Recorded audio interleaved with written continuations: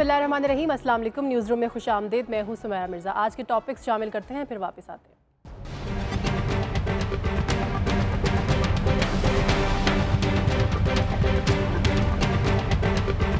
Panama case अहम मरहले में दाखिल, शरीफ फैमिली की मुश्किलात में इजाफा। आज नवाज शरीफ के एहतसाब की बातें हो रही हैं। एहतसाब नहीं, इस्तेहसाल है। गारंटी से कहता हूँ, इस एहतसाब को पाकिस्तान में कोई नहीं मानेगा। यही नवाज शरीफ था, मुझे भी धमकी दी और सुप्रीम कोर्ट को धमकी दी है। हम मानते नहीं है एहतसाब। बजाय आपको शर्म आए, आप धमकियां दे रहे हैं लोगों को कि जी मैं देख लूंगा, मैं ये कर दूंगा। मैं इस्तीफा नहीं मांग रहा, मैं कह रहा हूँ जेल में जाएंगे आप। कल जज साहब ने बहुत अच्छी बात कही कि जब भी आप वक्त लेते हैं कतरी खत आ जाता है। वो पार्टियां जिनकी एक भी सीट नहीं पार्लियामेंट में, वो अदालत में इमदाद लेने या लंगर लेने किसी दरबार पे खड़ा हो। कभी अदालत पे एतराज है, कभी JIT पे एतराज है। FIA, NAB, SECP, FBR, MI, ISI, अदालत, JIT, ट्विस्ट, सारे कागजात इन्होंने जमा कराए हैं, जहाज बनाने के काम आएंगे। हम पाकिस्तान में इंतशार नहीं फैलने देंगे। सुप्रीम कोर्ट के पास कोई ऑप्शन नहीं रहा कि नवाज शरीफ साहब को 62 और 63 के तहत नाअहल कर दिया जाए। मुकदमा इक्तदार के हवस का था। हम तो डूबे हैं सनम, तुमको भी ले डूबेंगे। इसहाक डार को कल ये ले डूबे हैं।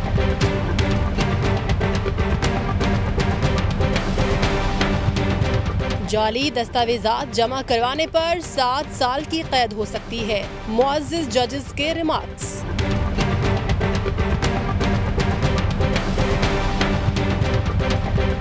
शरीफ फैमिली की दस्तावेजात उन्हीं के गले पड़ने लगी। नई दस्तावेजात ने एक और पिंडोरा बॉक्स खोल दिया।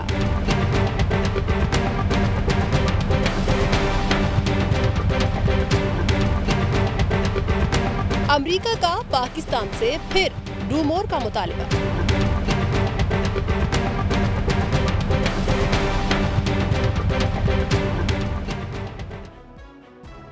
इन पॉइंट्स पर तज्ज़िया लेंगे लाहौर से जनाब आरिफ निज़ामी साहब से, और इस्लामाबाद से हमें ज्वाइन करेंगे जनाब इज़हारुल हक साहब और खावर घुमन साहब। नाज़रीन, वज़ीर आज़म नवाज शरीफ आज चित्राल पहुँचे, लवारी टनल का इफ्तिताह किया और वहाँ पर आवाम से उन्होंने खिताब भी किया। जो बातें उन्होंने की वो तकरीबन काफ़ी सख्त थी कि ये एहतसाब नहीं, इस्तेहसाल हो रहा है। गारंटी से कहता हूँ कि इसको कोई नहीं मानेगा। उनकी स्पीच पर तो बाद में आएंगे। निज़ामी साहब, सबसे पहली बात तो ये कि आज रिकॉर्डेड स्पीच चली मीडिया पे वज़ीर आज़म साहब की, क्या समझा जाए? अगर तो है वो रिकॉर्डेड, मुझे तो यकीन नहीं है वैसे कि रिकॉर्डेड है। अच्छा। लेकिन ये रिकॉर्डेड है तो हो सकता है कि बाद ऐसी बातें हों जो मियां नवाज शरीफ साहब ने कह दी हों जो लीगली अनटेनेबल हो। मसलन JIT के बारे में कुछ रिमार्क्स हो सकते हैं या अदलिया के बारे में हो सकते हैं। लेकिन एक पब्लिक जो वो ख़ताब कर रहे हैं, जी। या कम से कम लग रहा है कि वो लाइव है, उसमें ज़रा एडिटिंग इस तरह की ज़रा मुझे मुश्किल लगती है। लेकिन हो सकता है कि ऐसे ही वो PTV के टेक्नीशियन बहुत माहिर हों जिन्होंने, क्योंकि इसलिए आसान होता है PTV के थ्रू ही वो हो जाती है रजिस्ट्री में। असल में मेरे नज़दीक जो आज प्राइम मिनिस्टर की स्पीच थी, जी। उसका यानी रोज़ सुखन जो था, और जो उसके जो उनके जो वो कर तो रहे थे तकरीर वो लाइव TV पे या रिकॉर्डेड TV पे, जी। और वो आवाम के सामने जा रही थी, लेकिन उनकी जो जिसको मुखातिब कर रहे थे वो दी सुप्रीम कोर्ट को, सही मेरे नज़दीक।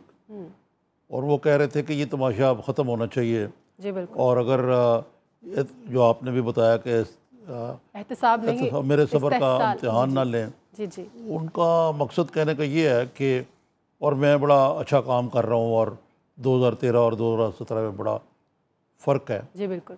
वो अब उनको ये नज़र आ रहा है कि ये फ़ैसला कौन मरले में पहुँच चुकी है जो सुप्रीम कोर्ट की प्रोसीडिंग्स है।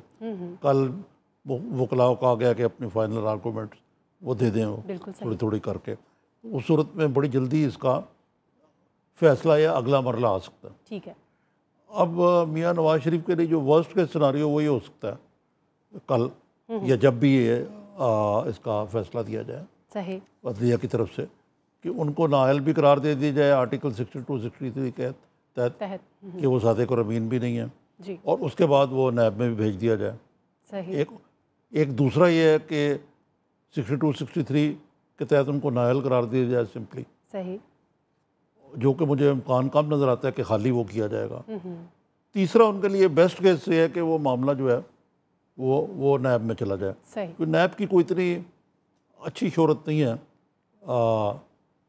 केसेस को डील करने की। ठीक, नैब या FIA के पास चला जाए। लेकिन अभी ये कुछ हतमी तौर पर नहीं कहा जा सकता, क्योंकि जो नवाज शरीफ की जो लीगल टीम है, जो ख्वाजा हारिस है, मियाँ नवाज, अब लगता है कि सिर्फ मियाँ नवाज शरीफ को बचाने की तरफ काम है, बाकी मसला जो है वो तो उसमें बाद में हम बात करेंगे। तो वो मसला ये है कि ख्वाजा साहब का जो सारा जोर है कि जी आपके पास कोई कंक्लूसिव प्रूफ नहीं है कि वो फ्लैट उनके थे, ना मनी ट्रेल के बारे में कोई प्रूफ है, वो टेक्निकलिटीज़ के ऊपर कहते हैं कि जिस तरह वो O.J. सिम्पसन का केस था ना अमेरिका में कि ही किल्ड हिज वाइफ, एक ग्लव मिला जो फिट नहीं आया, तो उनके जो वकील थे वो बड़े होशियार थे, तो उन्होंने कहा कि ये मामला जो है ना बियॉन्ड रीजनेबल डाउट ये साबित नहीं हो सका कि वाकई कत्ल O.J. सिम्पसन ने किया और वो बरी हो गया। तकरीबन वही हिकमत अमली यहाँ पे है कि बियॉन्ड रीजनेबल डाउट कि ये प्रूव करेंगे मियाँ नवाज शरीफ जो है वो वाकई उन्होंने ये फ्लैट जो है या उनके मालिक नहीं है वो। ठीक है, इजहार साहब, निज़ामी साहब ने तो बात की कि शायद एडिटिंग की वजह से लाइव ना उन्होंने स्पीच की हो, लेकिन जो इमरान खान ने बात की कि गो रवाज गो के नारे से डरते हुए वज़ीर आज़म ने लाइव स्पीच नहीं उनकी जो है वो नशर की गई, आप क्या कहते हैं? ज़रूरी नहीं कि अगर लाइव है, मुझे भी नहीं पता कि ये लाइव है या नहीं। मैं किसी तकरीब में मुद्दऊ था तो मैं वो तकरीर नहीं सुन सका। ज़रूरी नहीं कि इमरान खान जो वजह बयान कर रहे हैं वो सही है। हो सकता है कि जिस तरह इन्होंने कहा है निज़ामी साहब ने, उन्होंने कोई ऐसी बातें की हों जो वो बाद में चाहते हों कि रिकॉर्ड का हिस्सा न बने, लेकिन इससे क्या फ़र्क पड़ता है वो तकरीर लाइव थी या रिकॉर्डेड थी। असल मसला तो ये है कि उन्होंने क्या कहा है। सही। अब उनके मेरे सामने बहुत से एक्सट्रैक्ट्स पड़े हैं उनके, जो उन्होंने फरमाया है, उनके अक़वाल पड़े हैं, तो उनमें से दो को मैंने हाईलाइट किया है। एक तो वो फरमाते हैं कि JIT के मेंबरान फरिश्तों की तरह सादिक और अमीन बने बैठे हैं। बिल्कुल सही।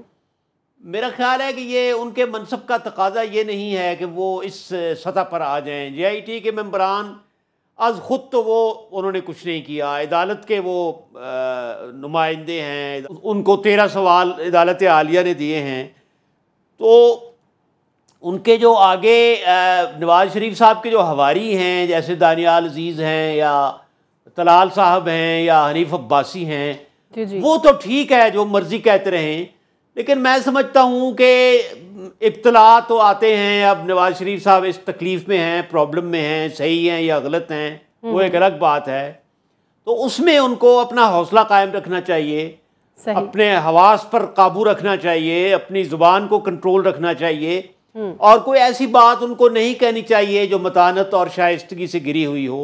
सही। JIT के मेंबरान पर उन्होंने जो चोट की है वो मुनासिब नहीं है। और दूसरी बात बहुत दिलचस्प है कि सबसे ज़्यादा अपनी इज्जत प्यारी है। सही। अब देखें, हम भी इसी मुआशरे में रहते हैं, वो भी इसी मुआशरे में हैं, कोई ये हम में से कुछ कोई कलकत्ता के तो नहीं है या अंग्रेज़ तो नहीं है, हमें भी पता है इज्जत का क्या मेयार है। देखें, जो आवाम TV चैनलों के सामने बैठे हैं उन्हें उनके अनपढ़ लोगों को भी आदाद शुमार तक याद आ गए हैं। सही। और हमारा जो कल्चर है, हमारा जो मुआशरे की सकाफत है, जो हमारा रस्म व रवाज है, उसमें ये सब बातें इज्जत के मुनाफी हैं। सही। जब लोगों की जो कहते हैं ना धियाँ मामा और माएँ बहनें जो हैं वो कचहरियों में आ जाएं, वो मौजूए गुफ्तगू बन जाएं, लाफिंग स्टॉक बन जाएं, तो वो इज्जत नहीं होती। मियाँ साहब को ये कौन समझाए, ठीक है, वो भी इसी धरती के रहने वाले हैं। सही। उनको ये ख्याल करना चाहिए कि ये सब कुछ उनकी इज्जत के मुताबिक नहीं है, और वो अब अपना कोई ऐसा रास्ता तलाश करें जिसमें ये हर रोज उनके जो फैमिली मेंबरान हैं वो मुबासे का मौजू न बने। ठीक है। घुमन साहब, PM सब कहते हैं कि JIT और PTI तुम्हारा एहतसाब कोई नहीं मानेगा अगर कानून के मुताबिक हुआ। जिस तरह से सुप्रीम कोर्ट ने ये बात कही थी कि अगर कानून के मुताबिक हुआ तो सुप्रीम कोर्ट भी मानेगा, और जाहिर है सुप्रीम कोर्ट मानेगा तो फिर सब मानेंगे। सुमेरा, ये सारे का सारा पनामा केस सड़कों पे आया था और सड़कों से सुप्रीम कोर्ट में गया था। और अब प्राइम मिनिस्टर साहब बदकिस्मती से, मैं दोबारा कहूँगा बदकिस्मती से इस मुल्क के लिए, इस रियासत के लिए, कि वो ये केस जो जिसका फैसला सुप्रीम कोर्ट में होना है उसको दोबारा सड़कों पे लेके आने की कोशिश कर रहे हैं। अगर खुदा न खास्ता ऐसा हुआ तो ये स्टेट की कंप्लीट एक डिसफंक्शनैलिटी को शो करेगा। अब ये केस चला गया सुप्रीम कोर्ट ऑफ पाकिस्तान में, वहां पे फैसला होना चाहिए। अब बात क्या कर रहे हैं कि मेरा इस्तेहसाल हो रहा है, तो आपका इस्तेहसाल कौन कर रहा है? सुप्रीम कोर्ट के अंदर केस चल रहा है, तो आप ये कह रहे हैं कि आपका इस्तेहसाल सुप्रीम कोर्ट ऑफ पाकिस्तान कर रही है।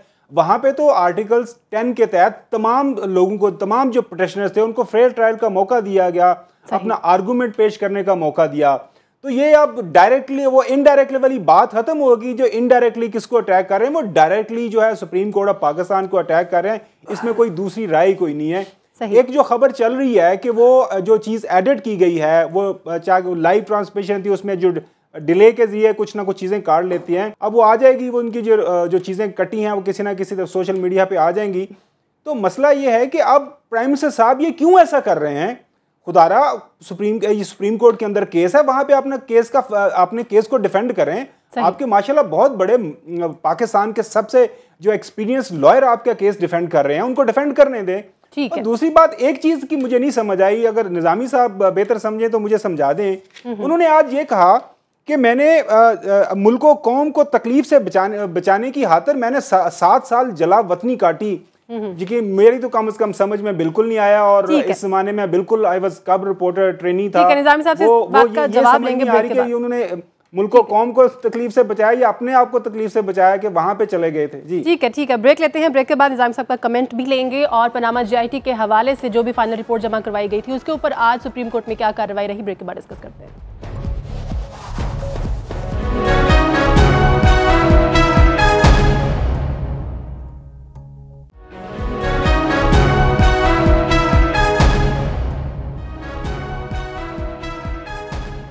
वेलकम बैक नाज़रीन। निज़ामी साहब, जो घुमर साहब ने आपसे बात की थी उसका भी आपसे कमेंट चाहूँगी, लेकिन आज जो सुप्रीम कोर्ट में कार्रवाई हुई उसमें डीड भी जाली, सिग्नेचर्स भी जाली और 7 साल की सज़ा की गूंज भी सुनाई देती रही आज हमें। जी, ये जो घुमर साहब ने बात की है, ये मियाँ साहब ने कौम की खतर कुछ नहीं किया था। वो उनको ये ख़तरा था कि कहीं उनको मुशर्रफ जो है उनसे वही हशर न करे जो ज़िया-उल हक ने वोटों से किया था। और उनकी अपनी फैमिली में ये मुशावरत थी कि हम चले जाएं यहाँ से, और उसके लिए ये कतर और एक लबनान के हरीरी फैमिली है, वो बड़े ही फ़ाल थे। साद हरीरी उनका नाम है, जो वज़ीर आज़म रहे वहाँ के। उन्होंने ये सारा डील की सऊदी अरेबिया के थ्रू, और ये वहाँ चले गए। और हाल ये था कि इनके party, it was a best kept secret, इनके पार्टी के लोगों को नहीं पता था। सही। इनके बरक शहबाज शरीफ साहब नहीं जाना चाहते थे। उन्होंने लास्ट मोमेंट तक इसको रेजिस्ट किया। इसके बारे में तो पूरा प्रोग्राम मैं कर सकता हूँ। बिल्कुल सही। तो उनको रेजिस्ट किया और उन्होंने कहा, जो मुशर्रफ के इंटेलिजेंस के चीफ थे जनरल एहसान और बाकी, उनसे वो इस्लामाबाद एयरपोर्ट पे मिले। उन्होंने कहा जी शहबाज साहब जब दस्तखत करवाए ना उन्होंने उस डील पे, जो डील हुई थी 10 साल की, उसमें शहबाज शरीफ साहब दस्तखत करने को तैयार नहीं थे। उन्होंने कहा अगर आप दस्तखत नहीं करेंगे तो कोई नहीं जाएगा। सही। ठीक है ना जी। सही। और फिर उनकी मुलाकात भी हुई जनरल एहसान से, जो मेरे ख्याल से उस ज़माने में लेफ्टिनेंट जनरल, मेरा ख्याल MI के हेड थे। तो ये कहना कि जी मैं कौम की खातिर चला गया था, ये कतन गलत है। इसीलिए तो बाद में जो PMLQ बनी वो उन लोगों में थी जो कहते थे, जिनमें मुशाहिद बेस्ट एग्जाम मुशाहिद हुसैन, जिनको जब जेल से बाहर निकले ईद की नमाज़ पढ़ने के लिए, तो उनको किसी साथी ने बताया मियाँ साहब तो यहाँ से जा भी चुके हैं। जो आज सुप्रीम कोर्ट में हुआ है, सलमान अकरम राजा जो इनकी फैमिली के वकील हैं, वो गुज़श्ता रोज़ कहा कि जी मेरे पास नई डॉक्यूमेंट्स हैं US से हैं जो मैं शाम को आपको दे दूँगा। उन्होंने कहा जी आप दे दीजिए। उन्होंने कहा मैं इसलिए शाम को देना चाहते हैं कि मीडिया की ज़रूरत ना बने। लेकिन जो इस वक्त एक मखसूस मीडिया ग्रुप जो है, जिनको ख़ास इनके, उनको ही लीक की जाती हैं चीज़ें, उनको ये लीक की गई। और यदि ये सुप्रीम कोर्ट के जो फाजिल जज हैं वो भी तो इस पाकिस्तान में रहते हैं और उनको पता है कि क्या हो रहा है। बिल्कुल सही। उन्होंने कहा जी आपके जी मेरा तो कोई तल्लक नहीं, भाई आप कैसी बात कर रहे हैं, अगर आपकी लीगल टीम ने या आपने खुद ने लीक किया, वो एक किस्म का अदलिया पे प्रेशर डालने के लिए था। ठीक। उन्होंने कहा अगर आपने बाकी आर्गूमेंट भी देने तो बाहर दे दें। ये मैं जब पहले भी ये कह चुका हूँ कि ये जो मंडली वहाँ रचाई जाती है ये सुप्रीम कोर्ट की तकरीब को नीचे लाती है वहाँ, जो वहाँ मुख्तलिफ गाली गलौच होती है, इसको कहीं और ले जाना चाहिए। ये नहीं मैं कहता कि बंद होना चाहिए। इसके अलावा जो फौजरी वाली बात हुई, जो फॉन्ट्स की बात हुई, जो यानी 2007 में जो फॉन्ट ईजाद हुआ वो कैलिबरी वो 1 साल पहले ही, फिर दूसरा ये है कि उनकी ज़बान ख़तों की, फिर ये है कि उनको जो दस्तखत थे जी बिल्कुल वो हुसैन और मरियम के वो एक ही किसी आदमी के किए हुए लगते थे, और वो देर वो too good to be true. तो मकसद है कि अगर जालसाजी भी करनी थी तो कोई अच्छी तरीके से करनी चाहिए। नकल के लिए अकल की अब इसमें जाहिर है कि सज़ा का पहलू आया है कि जी 7 साल सज़ा हो सकती है। सही। ये खासा सीरियस क्राइम है फॉर्जरी अगर ये हुआ है, लेकिन बहरहाल बेनिफिट ऑफ डाउट देती रही है अदालत इनको, और अब कल लगता है कि ये फाइनल स्टेजेस पे बात आ गई है। जैसे मैंने पहले अर्ज़ किया था कि इसके सिनारियोज जो हैं वो मुख्तलिफ हो सकते हैं। ठीक है, इजहार साहब क्या कहना चाहेंगे? जैसे कि निज़ामी साहब ने भी ये बात की कि बड़े बारीक पहलुओं को टच किया जा रहा है इसमें, जैसे वो 4 फरवरी है शायद 2006 को, और उस दिन हफ्ता था और कहा गया कि बरतानिया में तो हफ्ते को छुट्टी होती है, फ़ोन भी नहीं सुनते। जी जाहिर है कि बच्चों जैसी हरकतें अगर होंगी, जो एक आम कॉमन सेंस रखने वाले को भी पता है कि अदालत उज़्मा है जिसमें हर चीज़ जो है उसको खुर्दबीन से देखा जाता है, ठोक बजा कर देखा जाता है। सही। तो या तो कोई बहुत बड़ी फर्म हायर करते अमेरिका की जो फोर्जरी में और इन सारी चीज़ों में माहिर है, तो फिर तो और बात थी। ये मैं अर्ज़ करूँगा निज़ामी साहब से और घुम्मन साहब से कि वो जो फरमाते हैं हमारे वज़ीर आज़म साहब कि 7 साल जलावतनी बर्दाश्त की, वो एक महल में रहते थे, तो मुझे किसी तरह ये मेरे दोस्त जो हैं ये वहाँ जिला वतन रख दें जिद्दा में, मुझे महल के बजाय एक आम ही मकान दे दें जिसमें खाना पानी मिलता रहे, एक इंटरनेट हो और चंद किताबें हों। तो ऐसी जिला वतनी तो खुदा हर एक को नसीब करे जो उनके हिस्से में आई थी। वो तो खैर सुना है कि अपने अजीजिया स्टील मिल नहीं मांगी, वहाँ पे अजीजिया स्टील मिल भी थी, बावर्ची अलग लेकर गए थे। निज़ामी साहब ने फरमाया है कि उनको ये खदशा था कि भुट्टो जैसा अशर ना हो, लेकिन इनके बुजुर्ग जब जनाब मजीद निज़ामी मरहूम उनको मिलने के लिए जिद्दा में गए और उन्होंने पूछा कि क्यों भाई क्या हुआ, तो वो उन्होंने ये कहा, जो रिवायत है कि वो साढ़े को जेल नहीं कट्टी जाती सी। तो ये सिलसिला है। बाकी देखें कि ये कहना कि अदालत से ये अल्फाज सुनना कि जालसाजी है और इस पर 7 साल की सजा दी जा सकती है, अनफ इज अनफ। इसके बाद तो कोई मुकदमा जारी रखने की वो कहते हैं कि बस ठीक है जी हम अपना कसूर मान रहे हैं। मैं यहाँ सिर्फ एक लतीफ़ा सुना दूंगा। अब वो लतीफ़ा या वाक़या जो है वो ज़रूरी नहीं कि आप उसको कहीं अप्लाई करें। मुझे तो वैसे ही याद आ रहा है कि एक आदमी भागता हुआ आया अपने घर और कहने लगा कि वो पिछले चौक पर वालिद साहब को मार पड़ रही है, तो मैं तो अपनी इज़्ज़त बचाकर घर आ गया हूँ। तो अब इज़्ज़त के भी अलग अलग मेयार हैं।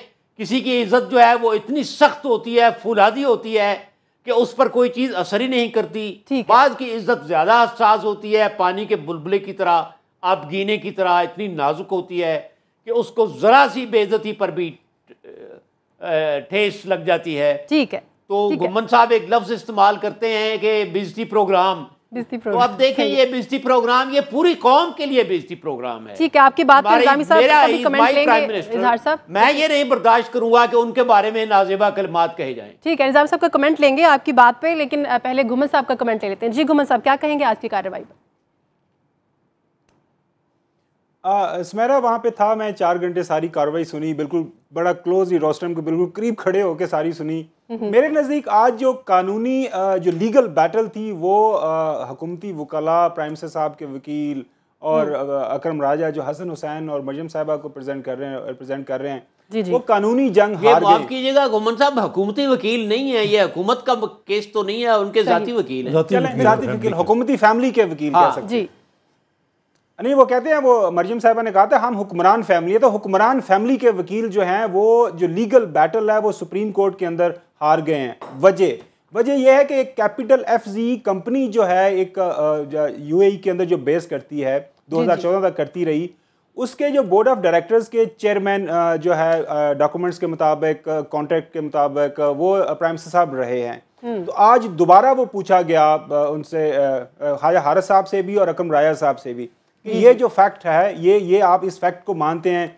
तो उन्होंने कहा जी बिल्कुल वो रहे हैं। तो उस पर इजाज अफजल साहब जो सुपरवाइज कर रहे हैं इस बेंच को, वो कह रहे हैं कि इसका मतलब है कि उनको वहाँ से जो भी तनख्वाह वो लेते थे या नहीं लेते थे, लेकिन उस कॉन्ट्रैक्ट के तहत उनको तनख्वाह भी मुतय्यन थी, उनका वहाँ पे ट्रांसपोर्ट, रहने का बंदोबस्त, वो सारे का सारा उसके अंदर मुतय्यन था।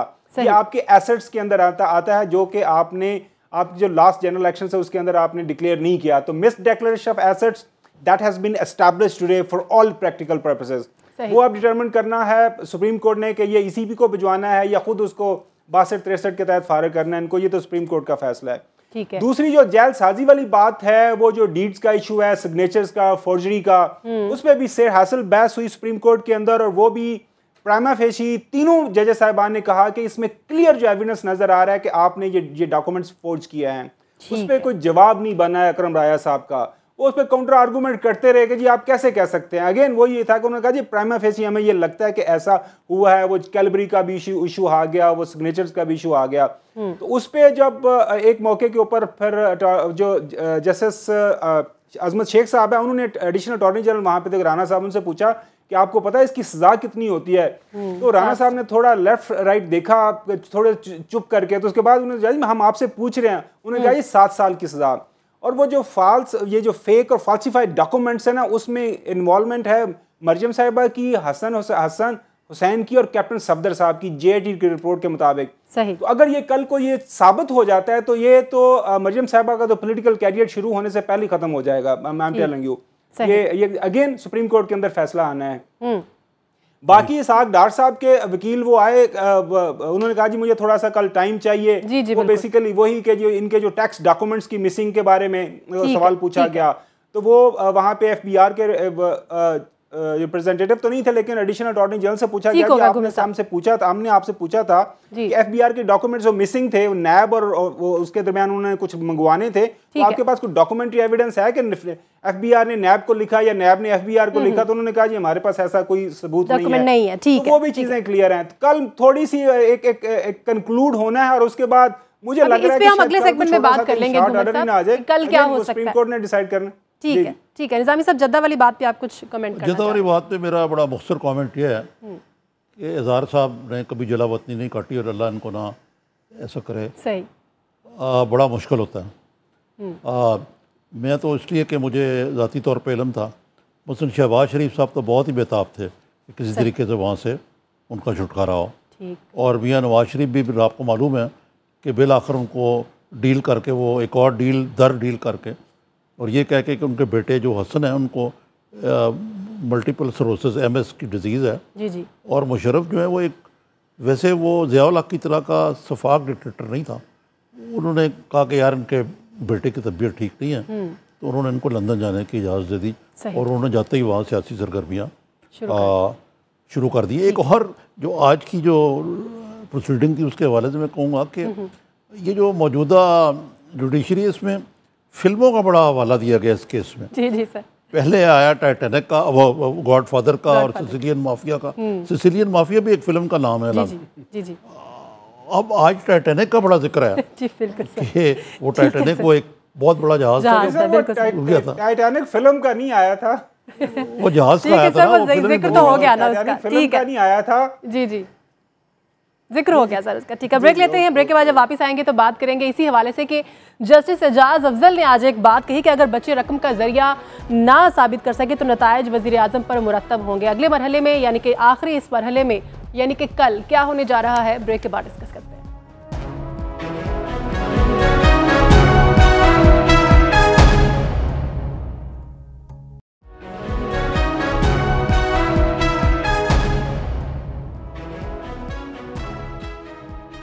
Welcome back. निजामी साहब, ब्रेक से पहले आप मूवीज़ की बात कर रहे थे, तो आज जस्टिस एजाजुल हसन ने भी एक बात की है कि वीडियो लिंक पर भी नहीं आना चाहते शहजादा साहब, लगता है फोटोजेनिक नहीं है। जी हाँ, वो उन्होंने कहा कि वो फोटोजेनिक नहीं है। इस ट्रायल की जो खसूसियात हैं वो कुछ, क्योंकि JIT और जो सुप्रीम कोर्ट में हुआ है जी जी। पहले और अब, एक तो ये है कि हसन हुसैन ने भी पूछा और मरियम ने भी पूछा, और मियां नवाज शरीफ अक्सर कहते हैं हमारे ऊपर इल्ज़ाम क्या है। एक ये खसूसियत है। एक जो में से पहले मैंने जिक्र किया कि टाइटैनिक ठीक है, वो एक बहुत बड़ा जहाज़ से जो गिर गया, लेकिन उस पर जो किताब लिखी गई और फिर फिल्म बनी, वो एक खसूसियत है। दूसरे आपने पूछा सारे राम कहानी में कतरी शहज़ादा जो है जी जी उसका जिक्र होता रहा, मेन रोल है सर, यानी हमाद बिन जासिम या क्या नाम है उसका, जी जी बिल्कुल, हमद बिन जासिम। अब आज उन्होंने कहा कि भाई वो उन्होंने बात तो कुछ हाफ सीरियसली और हाफ जेस्ट में कही है। उनका मतलब कहने का ये है कि भाई अगर आप इतने बड़े नवाज शरीफ के सगे हैं और आपके पास पूरा सबूत मौजूद है, जी जी ठीक है नहीं, और Nawaz Sharif neck is on the line and his family, सही, और आपकी एक कलीदी हैसियत है उसके अंदर, तो फिर आप अपने आप को अवेलेबल करें। तो वो इशारा इसी तरफ था कि भाई चलो ठीक है, आप आ नहीं सकते, सही। आप वीडियो लिंक में जिस तरह हुसैन हक्कानी उसमें आए थे मीमो गेट में, बिल्कुल उस तरह तशरीफ ले आए, सही। अब बाकी जो सिनारियो नज़र आ रहा है, घुमन साहब कहते हैं कल फैसला हो जाएगा। घुमन साहब बहुत बाखबर साफ़ी हैं और नज़र भी रखते हैं बड़ी गहरी, कल आ जाए, शॉर्ट ऑर्डर आ जाए या कुछ लंबा चले, लेकिन फैसला कुल मराहल में तो केस दाखिल हो चुका हुआ है। अब उसमें जो मैंने पहले अर्ज़ किया कि जो मुख्तलिफ सिनारियो हो सकते हैं, जी जी, लेकिन कोई भी सिनारियो जो है मुझे अच्छा नहीं लगता फॉर दी फर्स्ट फैमिली, जिन्हीं की जो बरसेदार फैमिली है। ठीक है। इमरान खान साहब ने कहा है कि अडयाला जेल जो है वो जगह है उनकी, वो जगह। ये सिर्फ ये जो आर्टिकल 62, 63 है, इसके बारे में ये एक ज़ियाउल हक ने इंसर्ट किया था एक क्लॉज, सही, जिस तरह ट्रीजन का क्लॉज जो है बाद में इंसर्ट किया गया, जी जी।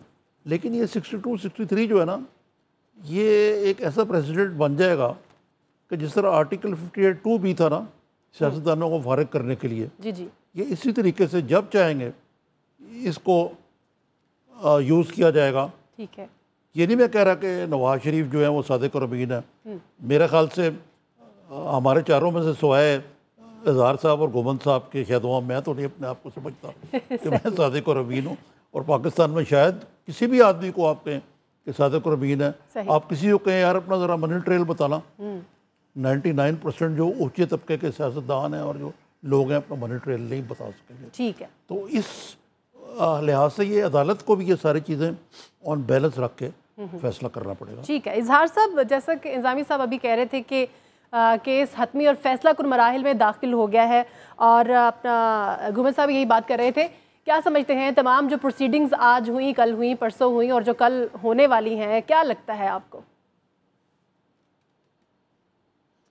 जी सुमेरा, 2-3 इम्पॉर्टेंट पॉइंट इकट्ठे हो गए हैं। निज़ामी साहब ने बिल्कुल सही फरमाया है कि जलावतनी अच्छी चीज़ नहीं होती, वतन से दूर रहना। वो जो एक शायर ने कहा था ना कि बैठ जाता हूँ जहाँ छाँव घनी होती है, हाय क्या चीज़ गरीबुल वतनी होती है। सही। लेकिन मैं तो सरजमीन हिजाज की बात कर रहा हूँ। अगर हमें मक्का के करीब, मदीना के करीब जलावतनी मिल जाए, वो मेरा ही एक शेर है कि इसी दहलीज पर बैठा रहे मेरा बुढ़ापा, इन्हीं कूचों में गुजरे मेरे बच्चों की जवानी, तो मैं उस तकद्दुस के हिसाब से कह रहा था। लेकिन ये कहना आसान है, करना बहुत मुश्किल है। सादिक और अमीन के बाद जी जी, अल्लाह दुआ करेंगे ये करने का मौका मिल जाए। मैं तो सादिक और अमीन के बारे में, इतना सादिक अमीन नहीं हूँ मैं। सादिक और अमीन के बारे में मैंने शुरू में भी अर्ज किया था कि ठीक है कि हमारे मेयार कड़े होने चाहिए, लेकिन सादिक और अमीन का जो लफ्ज़ है ये रिसालत मआब सल्लल्लाहु अलैहि वसल्लम के साथ मुख्तस है। सही।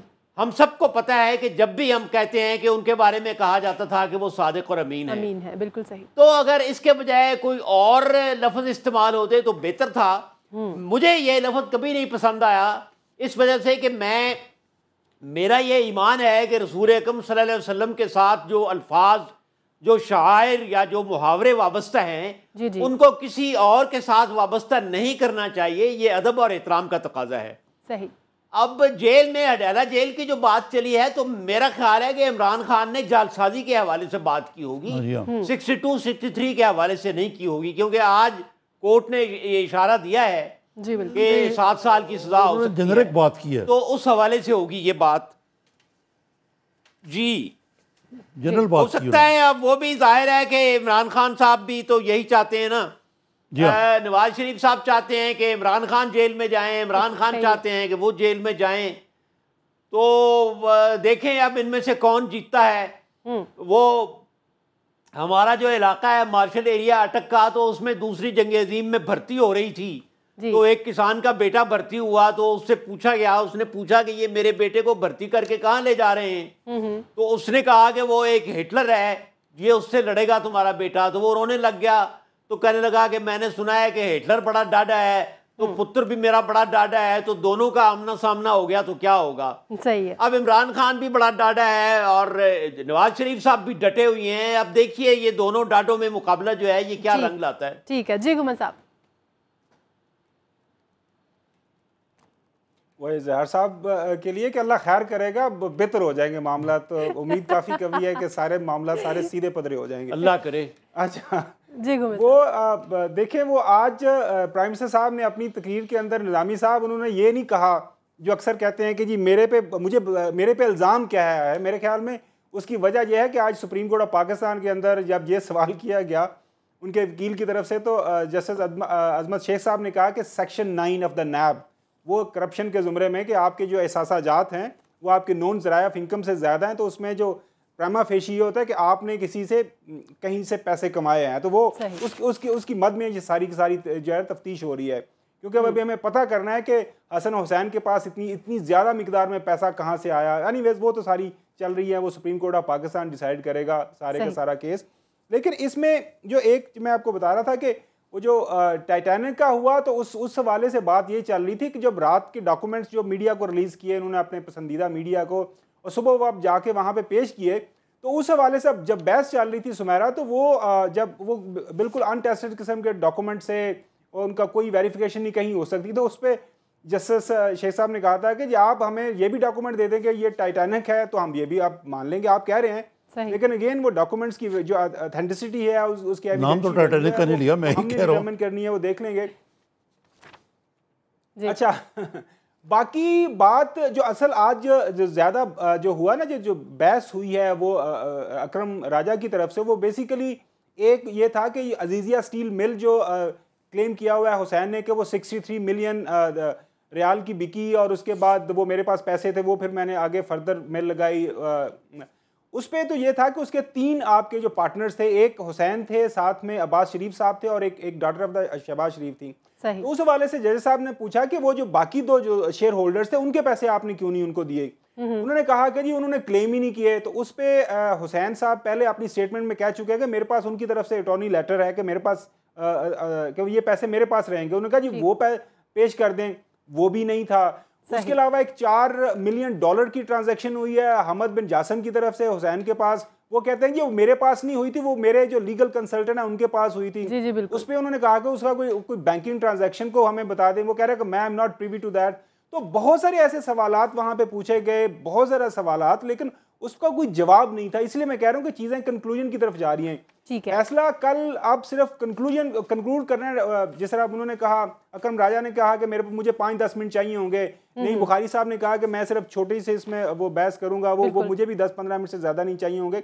तो कल सारी चीज़ें कंक्लूड हो जानी है। अगेन जज साहिबान पे सारा मुनसर है कि वो कल फैसला ऑर्डर देते हैं या उसका तफसील से फैसला आएगा। वो इसलिए लोग एक्सपेक्ट कर रहे हैं कि शायद कुछ आ जाए, क्योंकि बहुत कुछ हो चुका है। पहला एक डिटेल जजमेंट आ भी चुकी है, जेआईटी भी बैठी है, जेआईटी की रिपोर्ट भी सबने पढ़ ली है। ठीक है, देखते हैं फिर कल क्या होता है। जी ठीक है, निजाम साहब एक फिक्रा मैं अर्ज करना चाह रहा था कि उन्होंने अपनी तकरीर में ये कहा कि मुझ पर इल्ज़ाम किया।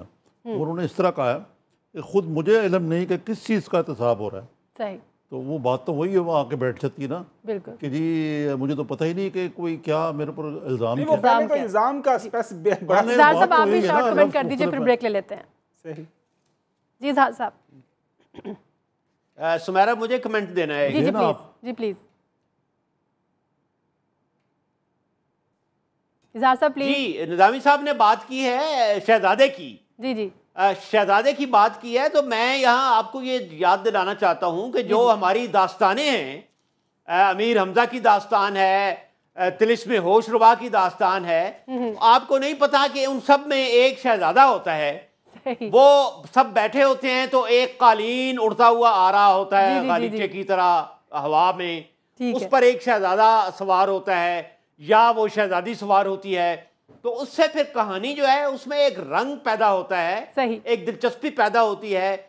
और उसमें कुछ थोड़ा बहुत किसी जमाने में जब ये दास्तानें होती थी तो इश्क व मुआशका भी हुआ करता था। बहरहाल इश्क व मुआशका तो यहाँ बिल्कुल बेमाना है, लेकिन बहरहाल हमारी ये जो दास्तान है इसमें अल्लाह का शुक्र है कि एक शहजादे का जिक्र तो है और कुछ नहीं। बिल्कुल सही है। ब्रेक लेते हैं, ब्रेक के बाद जब वापस आएंगे तो बात करेंगे कि अमेरिका ने हक्कानी नेटवर्क के मामले पर पाकिस्तान से फिर डू मोर का मुतालबा किया है कि पाकिस्तान में अफगान तालिबान हक्कानी नेटवर्क के खिलाफ कार्रवाई में नाकाम है। ब्रेक के बाद इस पर डिस्कस करते हैं।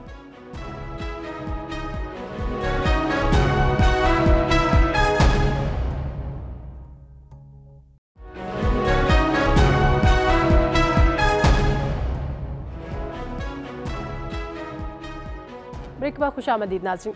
निज़ामी साहब, अमेरिका ने फिर डू मोर का मुतालबा कर दिया है हक्कानी नेटवर्क को लेकर। ये कोई नई बात नहीं, ये जो स्टेट डिपार्टमेंट का जो रिव्यू है ना पिछले साल का, जी उसमें उन्होंने जहाँ ये कहा कि पाकिस्तान ने तहरीक तालिबान पाकिस्तान को सफाया करने में पाकिस्तानी फ़ौज ने खासी जहद की है जी, और नॉर्थ वज़ीरिस्तान और जो कबायली इलाके उनसे भी इनका सफाया कर दिया है। पिछले 2 साल में जो सिविलियन कैजुअल्टीज़ हैं वो भी बहुत नीचे आई हैं, लेकिन इसके साथ साथ हक्कानी नेटवर्क, जैश मोहम्मद, दावा और वो जो लश्कर जंगवी, इस किस्म की तंजीमें ये पाकिस्तान के अंदर फ़ाल हैं और पाकिस्तान इनको कुछ नहीं कर रहा, इनकी पनाह गाहें मौजूद हैं।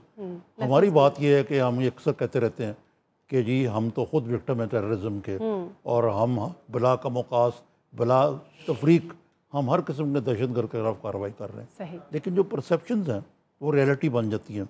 हम शायद कर रहे हों लेकिन दुनिया नहीं मानती। इससे ज़्यादा जो अहम बात है वो ये है कि इसी हफ्ते ट्रंप इंतज़ामिया एक मीटिंग करने वाली है अफ़गानिस्तान पे, क्योंकि उन्होंने कुछ और फ़ौजी भेजने वहाँ। ठीक है, 17 साल की जो तवील जंग है वो ट्रंप साहब पूछना चाहते हैं कि वहाँ इतनी देर से क्या कर रहे हैं हम। अब जो पाकिस्तान और अमेरिका के तल्लुकात हैं उसमें अब इस वक्त एक दबाव बड़ा सख्त है। ये भी कहा जाता है मोदी और अमेरिका का बड़ा दोस्ती है या नेक्सस है। जी। पाकिस्तान की कोलिशन सपोर्ट फंड पे प्रोग्राम पे वो हाउस ऑफ रिप्रेजेंटेटिव ने पाबंदी लगा दी। आज कोई और ख़बर आई है कि पाबंदी लगा दी है। लेकिन अमेरिका में ये भी एक फीलिंग है कि जी हम पाकिस्तान को इतनी इमदाद देते हैं, वो बड़ी एहसान फरामोशी का सबूत देता है। पाकिस्तान अपने कौमी मफादात देखता है। जब उन्होंने पाबंदी लगाई कि आप अपना न्यूक्लियर प्रोग्राम जो है वो ख़त्म कर दें, नहीं तो हम पाबंदी लगा देंगे, तो पाकिस्तान ने उनकी बात नहीं मानी। इसी तरह वहाँ एक परसेप्शन है, एक मजमून भी छपा है आज वहाँ नेशनल इंटरेस्ट में, जिसमें वो कहते हैं कि जो पाकिस्तानी जर्नैल हैं उनके मुताबिक, मैं नहीं कह रहा, वो इतने ज़्यादा को अमेरिका के हक़ में नहीं, इसलिए कि बहुत ज़्यादा वो जमहूरियत पे जोर देता है, जिसको मैं समझता हूँ कि ये एक बड़ा ही गलत बात है। लेकिन जो 2 बातें मैं सिर्फ करके बात ख़त्म करूँगा अपनी, कि पाकिस्तान जो है उनके लिए बहुत बड़ा चैलेंज है, लेकिन ये दुनिया की 5वीं बड़ी पॉपुलेशन वाइज ये मुल्क है। ये 6ठी बड़ी फ़ौज है इसकी। बिल्कुल सही। और कहते हैं कि 10 साल में ये चाइना और फ्रांस से ज़्यादा इसके पास न्यूक्लियर आर्सेनल जो इकट्ठा हो जाए। बिल्कुल सही। अब इस सूरत में वो कहते हैं कि वहाँ जो बारीक भी लोग हैं वो कहते हैं कि आप अफगानिस्तान का हल जो है पाकिस्तान को कोऑप्ट किए बगैर नहीं कर सकते। ये पाकिस्तान की जो एक बुनियादी जो ताकत है वो ये है कि एक बड़े वॉलेटाइल एरिया में रूस, चीन, भारत मौजूद है, ईरान मौजूद है। इसकी जो स्ट्रेटेजिक लोकेशन है इसकी सबसे बड़ी एसेट है। लेकिन जो हमारा इस वक्त अंदरूनी सूरत हाल है, हम शायद ना सिर्फ खिते में आइसोलेटेड है बल्कि दूसरे मामलात में भी बयानात देने से ज़्यादा हमारी को पॉलिसी थ्रस्ट नहीं है। ठीक है इजहार साहब, दहशतगर्दी से मुतासरा ममालिक में भी सर फहरिस्त पाकिस्तान, फिर दहशतगर्दी के खिलाफ जंग में भी पाकिस्तान आगे, फिर भी डू मोर का मुतालिबा। ये डू मोर का मुतालबा जो अमेरिका की तरफ से हो रहा है ये एक अलग किस्सा है। जी। उसमें जाहिर है कि अमेरिका की बदनीयती शामिल है, और उसके वो इरादे शामिल हैं जिनके तहत वो इस खित्ते पर अपना किसी न किसी तरह असर और रसूख जारी रखना चाहता है। वो चाइना को कंटेन करना चाहता है, ईरान को कंटेन करना चाहता है। लेकिन सुमेरा, मैं इस सारे मसले को ना, बारोइंग वर्ड्स फ्रॉम घुम्मन साहब, मैं इस सारे मसले को एक और एंगल से देखता हूँ। जी। वो ये कि दो वर्शन हैं। एक वर्शन है हमारा पाकिस्तान का, अवाम का वर्शन है, कौम का वर्शन है, हुकूमत का वर्शन है सही कि जी हम खुद दहशतगर्दी का शिकार हैं। इसमें कोई शक भी नहीं कि हम दहशतगर्दी का शिकार हैं। हमारे यहाँ इतने धमाके हुए, हमारे सिविलियन मारे गए, हमारे शहरी मारे गए, हमारे स्कूल बम से उड़ाए गए, हमारे फौजी मारे गए, हमारी इमारतों को तहस नहस किया गया। दूसरा वर्शन जो है वो पूरी दुनिया का है। वो हम ये कहते हैं कि बम्बे पर नहीं हमने किया, लेकिन पूरी दुनिया, अगर आप बाहर का लिटरेचर पढ़ें, अखबारात पढ़ें या बाहर जाकर लोगों से बात करें, जी वो जो बम्बे का है वो बकौल उनके वो भी पाकिस्तान के जिम्मे लगाते हैं। सही। उसके अलावा दुनिया का, सिर्फ अमेरिका नहीं, बाकी सारी दुनिया का वर्शन ये है कि जितने दहशतगर्द हैं वो पाकिस्तान में पाले जाते हैं। यहाँ उनकी नर्सरीज हैं, यहाँ उनके नजरियाती मदारिस हैं या जो कुछ भी हैं, महफूज पनाहगाहें। अब दुनिया जो है वो हमारी बात नहीं मानती, तो हमें इस पर सोचना चाहिए कि आखिर दुनिया वाले हमारी बात क्यों नहीं मानते। हम दहशतगर्दी का शिकार रहे हैं। लेकिन आप देखिए कि ट्रंप ने जब तकरीर की है सऊदी अरब में, हमारे मोहतरम वजीर आजम वहाँ मौजूद थे, तो ट्रंप ने इंडिया का नाम लिया, of all the countries. Just imagine कि भारत दहशतगर्दी का शिकार है। हालांकि भारत बलूचिस्तान में भी मुदाखलत कर रहा है, उसके जितने कौंसल खाने हैं अफगानिस्तान में वो पाकिस्तान के खिलाफ लड़ाई कर रहे हैं। हमारे वजीर आजम को चाहिए था कि वहां किसी तरह एहतजाज करते, लेकिन ये एक और किस्सा है। ठीक है, तो हमें अपना परसेप्शन ठीक करना पड़ेगा। देखें, आप सारी दुनिया को ये नहीं कह सकते कि दुनिया गलत है, अपना परसेप्शन ठीक करना पड़ेगा। ठीक है, दुनिया सिर्फ उस खित्ते का नाम नहीं है जो पाकिस्तान में है। ठीक है, आपको ये देखना पड़ेगा कि लोग क्या कहते हैं और उसके मुताबिक हकीकत पसंदाना पॉलिसी इख्तियार करें। आप देखें जो हमारे यहाँ फलाही तंजीमें बनी हैं वो असल में कौन सी तंजीमें हैं। ठीक है, लोगों को पता है सब कुछ, तो हमें सबसे पहले अपना घर ठीक करना चाहिए। ये मैंने इशारात में बातें की हैं। मैं क्या कहना चाहता हूँ ये आप भी समझती हैं और लोग भी समझते हैं। ठीक है जी घुमन साहब। मेरा देखें, जो इलाकाई सूरत बन रही है या जो इंटरनेशनल लेवल पे डिफरेंट अलाइंसेस बन रहे हैं, ईस्टवर्ड अप्रोच या वेस्टवर्ड अप्रोच, वो तो बन रहे हैं। उसमें वो हमारे को क्या कहते हैं, हमारे कंट्रोल में नहीं है। अब हम करना क्या है कि उसको रिस्पॉन्ड हमने किस तरह करना है, हमारी हुकूमत ने एज ए नेशन। मसला ये है कि सारी की बात वो घूम फिर के आ जाती है कि हम क्या एज ए नेशन जो है, क्या हम इसको इफेक्टिवली रिस्पॉन्ड कर रहे हैं या नहीं कर रहे। अब मसला ये है कि हमारी पिछले दिनों जो जॉइंट पार्लियामेंट्री कमेटी बड़ी नेशनल सिक्योरिटी जिसको लीड कर रहे हैं या सादक साहब, वो सुने आजकल वो नई अपनी वो अचकन वगैरह सलवाने के चक्कर में है, क्योंकि उनका नाम शायद उन्होंने आगे पीछे फ्लोट करवाया हुआ कि शायद मेरे पास प्राइम मिनिस्टरशिप आ जाए यार। दूसरी बात आ जाएगी for all the practical purpose. अब अच्छा, उसके बाद ऐसा है कि अब हो क्या रहा है कि हमारे प्राइम मिनिस्टर साहब हर जगह जाके जलसे कर रहे हैं, तकरीरें कर रहे हैं, उसमें थोड़ा सा LOC का भी जिक्र कर दें। उसके बाद जो हालात है उनके बारे में भी थोड़ी बात कर दें। अब मसला ये है कि सारे इशू को हाईलाइट मैंने या इजहार साहब ने या निजामी साहब तो नहीं करना, इसको रिस्पॉन्ड तो गवर्नमेंट ने करना है। और यकीनी तौर पर हमारी खारजा पॉलिसी, उसमें तमाम स्टेट के जो इदारे मैं शामिल करूंगा, वो अब फेलियर हो रहा है उसका। हम अफगानिस्तान को इफेक्टिवली नहीं रिस्पॉन्ड कर सकते।